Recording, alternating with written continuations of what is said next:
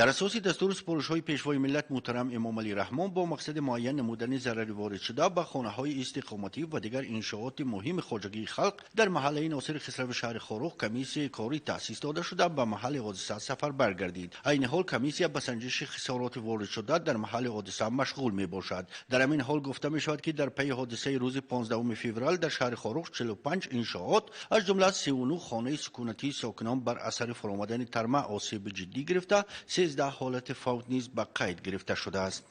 طبق معلومات‌های پیشکی بر اثر ترمه‌فرویی که سانحه 15 فوریه سال 2023 ساعت تخمینا 09:50 دقیقه یعنی فرآمده در شهر خاروق در محله ناصر خسرو 39 خانه استقامتی و 5 عدد انشاءات اقتصادی ضرر دیدند.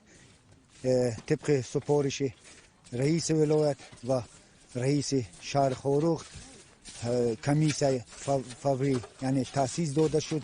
امروز از طرف این کمیسیه علاقه یعنی خسارات به خواجگاه رسیده معاین کرده می شود و طبق حجت زیان بود خسارات رسیده طبق قرار رئیس شهر و قرار رئیس ولایت با حکومت جمهوری پیشنهاد کرده می شود. جهت سر وقت معین نمودن خسارات آفت طبیعی کمیسیه تأسیس داده شده حالتهای خانه‌های استقامتی و دیگر انشاءات اجتماعی را در اساس طلبات معیار دولتی بهاگذاری نموده ایستادند. باید قید داشت در پی آفت طبیعی با سپارش رئیس ولایت مختار کوهستان بدخشان میرزا نبات علیشیر خدابردی و رئیس شهر خاروق عائله‌های از اثرات ترمه آسیب دیده به جایهای بی خطر منتقل شده با محصولات نیاز اول و غذا تامین گردیدند. خواجگاهی که یعنی بر اثر ترمه‌فرویی خانه‌ها پر ضرر دیدن از طرف مقامات محلی حکومت دولتی شهر خاروق یعنی در نقطه‌های قبول اواکواسیونی که در مرکز فرهنگی و قسمت زیاد این خواجگاه به خانه‌های خیش تبور موقتا کوچانده شدند و از طرف مقامات محلی حکومت دولتی شهر خاروق یعنی طبق سپارش رئیس شهر با خواجگاه ضرر دیده یعنی کمک‌های اولیه از قبیل مواد آذوقه یعنی رسانیده شده استوده است. در این رابطه گفته شد همچنین با دستور پیشوای ملت محترم امام علی رحمان وضع به عمل آمده تحت توجه به واسطه رهبر دولت و حکومت کشور قرار گرفته بعد انجام کارهای بهادی به حالتهای فوق‌العاده با باز شدن راه ماشینگرد از اثرات ترمه قشر آسیب دیده از کمک‌های مالی و غذایی حکومت جمهوری تاجیکستان و شخصا پیشوای ملت محترم امام علی رحمان برخوردار می‌شوند. لازم به یادآوری است که روز دوم می‌شود که گروه نجادی که عبارت از ساختارهای مقامات اجرایی حکومت دولتی ولایت مختار کوهستان بدخشان شهر خاروق ریاست کمیته حالتهای فوق‌العاده جزو تام‌های ریاست کمیته دولتی امنیت ملی جمهوری تاجیکستان در ولایت مختار کوهستان بدخشان ریاست وزارت کارهای داخلی جمهوری تاجیکستان در ولایت مختار کوهستان بدخشان و نمایندگان مقامات حفظ حقوق همه قسم‌های نظامی مستقر در مرکز ولایت و ساکنان شهر خاروق در محل حادثه به برطرف سازی عاقبت‌های آفت طبیعی سفر برگردیدند. در برابر کارمندان ریاست کمیته حالتهای فوق‌العاده و مدافع گردانی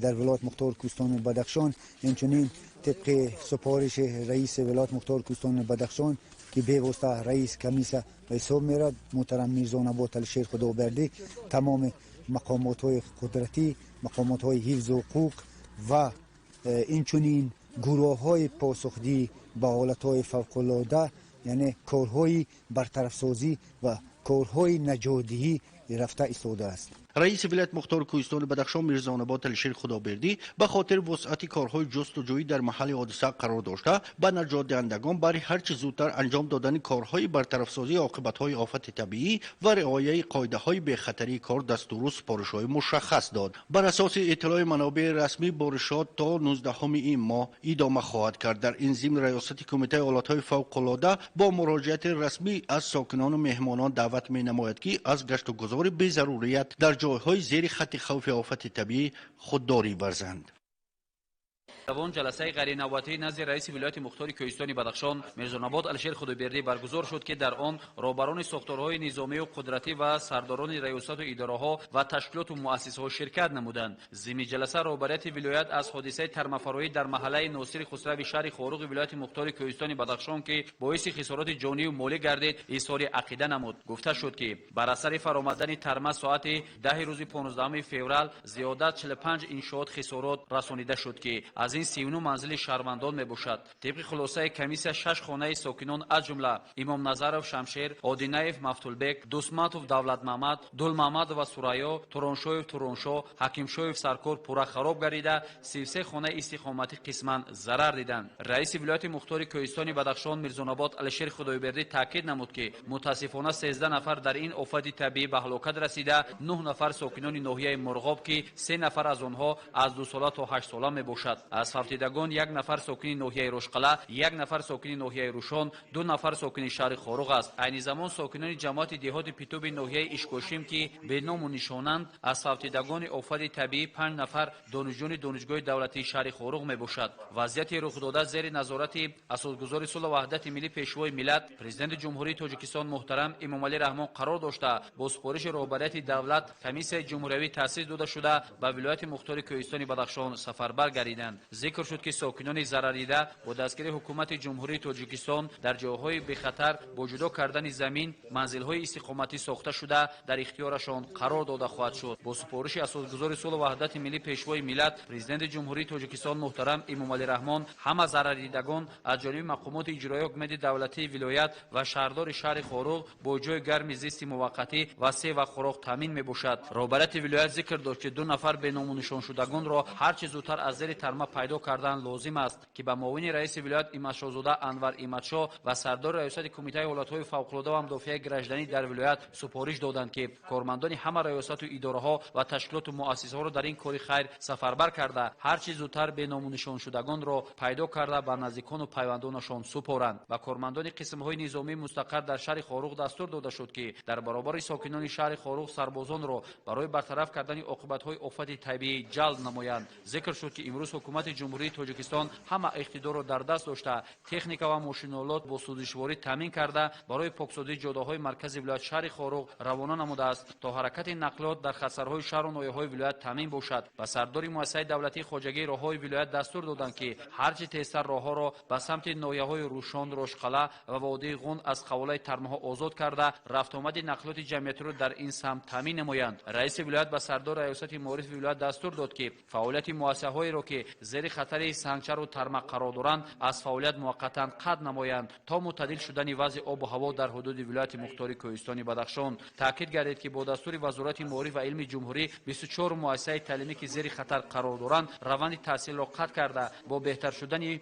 وضع هوا تعلیم را در مکتب‌های ذکر شده ادامه می‌بخشند. رهبریت شرکت برقی پامر انرژی اطلاع داد که به غیر از دهه نیوادک ساکنان شهر خاروق و ناحیه روشقلا پورا با برق تامین بوده در دیگر شهر و ناحیه‌های ولایت کارهای برقرارسازی ستونپایه‌هایی که بر اثر ترمه‌فرایی خراب شدند کارمندان سفربر شده تا بگاه با برقرار ساختن ستونپایه‌ها مشتریان ولایت را با نیروی برق تامین خواهند کرد. رئیس شهر خاروق نیز وابسته به وضعیت به عمل آمده اخبارات داده گفت که عین حال کمیسیون شهری در محل حادثه قرار داشته خسارات رسانیده آفت طبیعی را همطرفه آموخته ایستادند. ذکر داشت که از تمام محله‌های شهر خاروق امروز ساکنان سفربر شده کارهای برطرف‌سازی را ادامه بخشیده تکنیک و ماشینات راهتازه‌کنی را در این سمت سفربر کردند. در رأس جلسه رئیس ولایت مختار کوهستان بدخشان میرزاناباد الشیر خدایبردی برابران شرکت‌های موبیلی دستور قطعی داد که علاقه موبیلی را در همه شهر و ناحیه‌های ولایت مختار کوهستان بدخشان در این شب و روز نامساعد آب و هوا پورا تامین نمایند.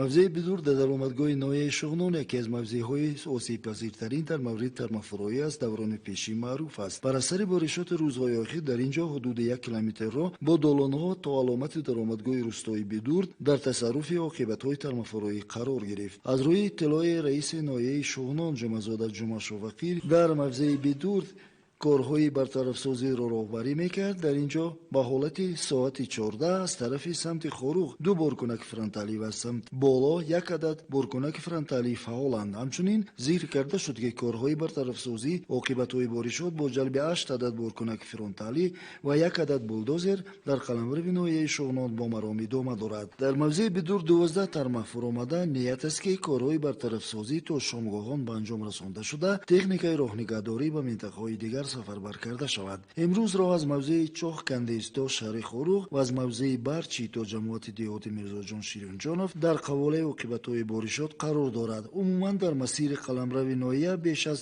100 ҳолати тармафуроӣ ба қайд гирифта шуда, зиёд гардидани ин шумора аз эҳтимол дур нест. аз ин рӯ бо нияти риояи бехатарӣ, истифодаи самаранок аз вақти дар ихтиёр дошта, корҳои бартарафсозӣ идома доранд. дар пешбурди корҳо дар баробари техникаву механизмҳои роҳнигардорон, инчунин техникаи соҳибкорон низ ҷалб карда шудааст. итминон меравад ки ин масири тақдирсоз ва ҳамчун раги хунгард барои иқтисоди кишвар муҳим дар муҳлати кӯтоҳтарин ба ҳолати истифодабарӣ баргардонда мешавад. ҳалаи носири хусрави шаҳри хоруғ мебошад. тармафуроӣ дар ин мавзеъ ба қайд гирифта шуд ки дар натиҷа 39 хонаи истиқоматии сокинони маҳаллӣ зери тарма қарор гирифта шуда талафоти ҷонӣ низ мушоҳида мегардад. бо дастуру супоришҳои асосгузори сулҳу ваҳдати миллӣ пешвои миллат президенти ҷумҳурии Тоҷикистон муҳтарам Эмомалӣ Раҳмон дар ҷумҳурии Тоҷикистон комиссияи давлатӣ таъсис дода шуд ва айни замон дар ин мавзеъ корҳои охирини бартарафкунии оқибати табиӣ идома дорад.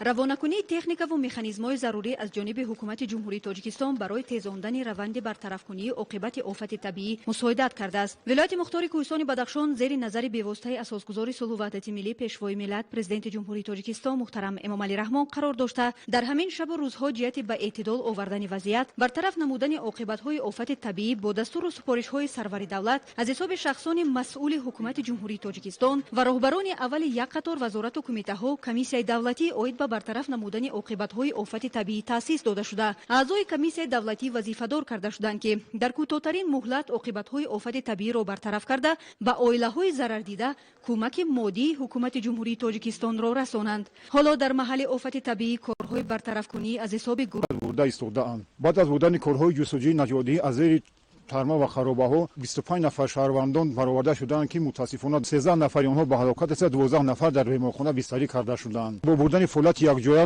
ҳамаи мақомотҳои қудратӣ дар вилоят фаъолият дошта корҳои бартарафкуниро пеш бурда истодад. сокинони маҳаллӣ аз дастгириҳои ҳукумати ҷумҳурии Тоҷикистон ҷиҳати саривақт бартараф намудани офати табиӣ бо истифода аз тамоми қувваву нерӯи комиссияи давлатӣ изҳори миннатдорӣ баён менамоянд, зеро офати табиӣ пешгӯӣ карда намешавад, вале ба ҳамаи ин нигоҳ накарда имрӯз аҳолии маҳаллӣ зери назари махсуси асосгузори сулҳу ваҳдати миллӣ пешвои миллат президенти ҷумҳурии Тоҷикистон муҳтарам Эмомалӣ Раҳмон қарор доранд. иттилои муассисаи давлатии идораи хоҷагии роҳҳои автомобилгарди вилояти мухтори Кӯҳистони Бадахшон имрӯзҳо дар ҳамаи самтҳои ҳудуди вилояти мухтори Кӯҳистони Бадахшон аз шоҳрои Душанбе Хоруғ Кулма сар карда дар ҳамаи мавзеъҳо роҳҳо маҳкам буда фаромадани тарма ба мушоҳида мерасад. то ин вақт дар ҳудуди вилоят дар маҷмӯъ фуромадани беш аз 90 тарма ба қайд гирифта шуда тозакунии масири роҳҳои аҳамияти байналмилаливу ҷумҳуриявӣ ва маҳаллӣ дошта аз ҷониби кормандон идома дорад. сар карда аз шоҳрои Душанбе Хоруғ Кулма дар ноҳияи Рӯшон зиёда аз 30 тарма ба қайд гирифта шудааст. дар ноҳияи Шуғнон зиёда аз 30 тарма ба қайд гирифта шудааст.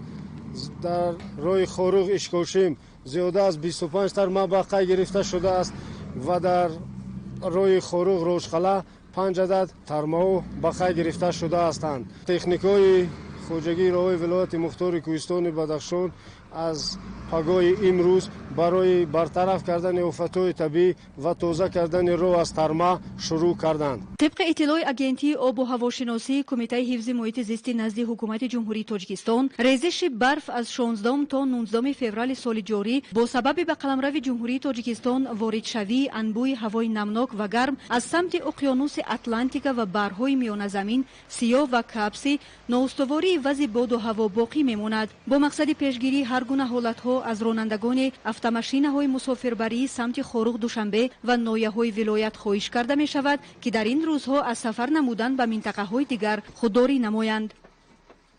بی‌ایست و بی تنفس برف که طی 3 روز در شهر خاروق دوام داشت امروز به باران مبدل گشت. در شهر خاروق منتظم باران باریده ایستاده است، ولی ناوابسته از این تمام کارمندان اداره و کارخانه ها، تمام نمایندگان ساختارهای گوناگون، جوانان، اهالی شهر خاروق، رضاکاران طبق سپارش رئیس ولایت مختار کوهستان بدخشان و سپارش های ستاد وابسته به همین وضعیت تشکیل گردیده بهر برطرف نمودن عاقبت های آفت طبیعی و نجات دهی مردم سفربر گردیدند.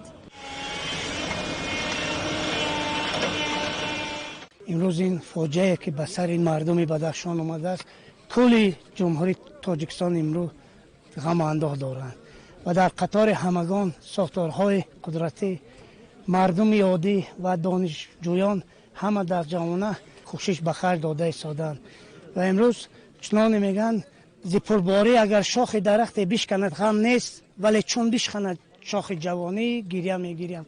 و امروز جوانان گلگلشکان ما که طالبان بودند، پیش از همه من اظهار تسلیت به مادران و پدران اینا میکنم. نمایندگان کل طبقه های جامعه در برطرف سازی این آفت سفر برگردیدند. ساکنان اهالی شهر خاروق با نمایندگان ساختار و مقامات شبانه روزی در این موضع قرار دارند. ساکنان شهر خاروق، عائله های ضرر دیده و کل جمع آمدگان سپاسگزاری خود را به اساسگذار صلح و وحدت ملی، پیشوای معظم ملت محترم امام علی رحمان بهر دستگیری و توجه سر وقتی ابراز نمودند. اولا از نام مقامات اجرایی حکومت دولتی شهر خاروق و ساکنان شهر خاروق اظهار منتداری رو به پیشوای ملت پرزیدنت جمهوری توسطه محترم امام علی رحمان بیان می‌سازیم که در مهلت‌های معین گردیده به آفت‌های طبیعی شهر خاروق نظر افکندند و از طرف پیشوای ملت پرزیدنت جمهوری توسطه گروه کوهری حکومتی تأسیس داده شده به شهر خاروق سفربر کرده شدند. در اهلت عذرا در از طرف مقامات های شهر ولایت و تمام ساختاران حفظ حقوق با اهل جماعتچگی در برطرف سازی اهلت ها و آفت های طبیعی فعال هستند و ما مطمئن و باوری کامل داریم که در مهلت های کوتاه‌ترین با دستگیری پیشوای ملت تمام خسارات های مهدی ساکنان شهر خاروق برطرف کرده میشن. وابسته به وضعیت ستاد ولایتی تأسیس یافته، رفت کارهای برقرارسازی آفت طبیعی زیر توجه رهبریت ولایت قرار دارد. سرداران کارخانه و اداره ها با اهل زحمت در برطرف سازی این حادثه ناخوش قرار دارند. رئیس ولایت مختار کوهستان بدخشان میرزا نبات الشیر خدابردی در صحبت با نجات بخشان و عائله‌های ضرر دیده در جای حادثه قید نمود که فعالیت شبانه روزی در این ایام اجباری می باشد و تقاضا نمود که به کار جریان کامل بخشیده شود. در بین فقیدگان آفت طبیعی دانشجویان نیز بوده. اهل صدارت دانشگاه دولتی خاروق با دانشجویان این درگاه معرفت نیز در این روند برطرف سازی آفت طبیعی شرکت فعالانه دارند. امروز مردم سرجمانه چنان که دیده ایستاده اید در این جای آسیب دیده خاروق میکنند. مردم راستی یک خیلی متحد هستند. تمام دوره و مؤسسه ها سرجمانه به کار آمدند. بار دیگر شهادت داد که مردم تاجیک متحد هستند، زیرا که دیروز که این واقعه ناخوش سر داد فوراً پیشوای معظم ملت تعزیه خود را بیان کردند و دستور دادند که برای مردمی که در نزد ترمز زندگی دارند با جاهای بیخوف کوچانده شدند. رئیس ولایت مختار کوهستان بدخشان قید نمود که طبق سپارش اساسگذار صلح و وحدت ملی پیشوای ملت محترم امام علی رحمان کمیس جمهوریوی به خاروق سفر برگردیده حادثه را مورد تحلیل و آموزش قرار خواهد داد. کمک و دستگیری های طبقه آسیب یافته کمک های مادی و روانی ادامه دارند. بارشات پی در هم 3 روزه برف در مرکز ولایت مختار کوهستان بدخشان، شهر خاروق و نواحی ولایت در سمت حرکت نقلیات مشکلات زیاد را به بار آورد. در شهر خاروق فرآمدن ترمه و بارشات زیاد برف بر رفت و آمد نقلیات مسافربر تاثیر زیاد رسانید. با سپارش شهرداری خاروق 5 تکنیکای کاری برای تازه نمودن راهها از برف تو دهو سفر برگردیده 40 نفر کارمندان کارخانه خواجگی منزلی و کمونالی شهر خاروق در این سمت شبانه روزی زحمت نمودند. باید گفت که راههای حدود مرکز ولایت 57 کیلومتر را در بر گرفته با تکنیکا و فعالیت منتظم کارمندان خودجگی منزلی کمونالی شهر خوروغ این راهها توزیع کرده شدند. در سمت خطسر رقم 4 از محله تیم تا میدان اسماعیل سامانی عین زمان حرکت نقلیات پوره تامین میباشد. باید گفت که در برابر کارمندان خودجگی منزلی و کمونالی شهر خوروغ اینچنین کارمندان نهادهای ریاست وزارت کارهای داخله در ولایت مختار کوهستان بدخشان نیز در تمیزگردانی قطعه‌های علاهده راه نقلیاتی سهم ارزشمند گذاشتند. ریاست وزارت کارهای داخله توده برف را در سمت راه نقلیاتی اساسی توزیع نمودند. در سمت حرکت نقلیات مسافربری خطسر رقم 1 نیز رفت آمد نقلیات پوره تامین بوده. قطعه خطرزای نشیبی درآمدگاه قسم نظامی در سمت راه چینک توزیع کرده شد. راه نقلیاتی مسافربر در سمت خطسر رقم 3 نیز به طلبات جوابگو بوده. در قسمت محله اوپیده طبق راه الटरनेटिव्ی براه مانده شده است. امروز که بارشات برف به باران تبدیل یافت، راههای نقلیاتی شهر خوروغ دوباره تمیز گردیدند. توزیع کردن قسمت‌های علاهده راههای شهر خوروغ در همکاری کارخانه خودجگی منزلی و کمونالی شهر خوروغ و دیگر نهادها ادامه دارد.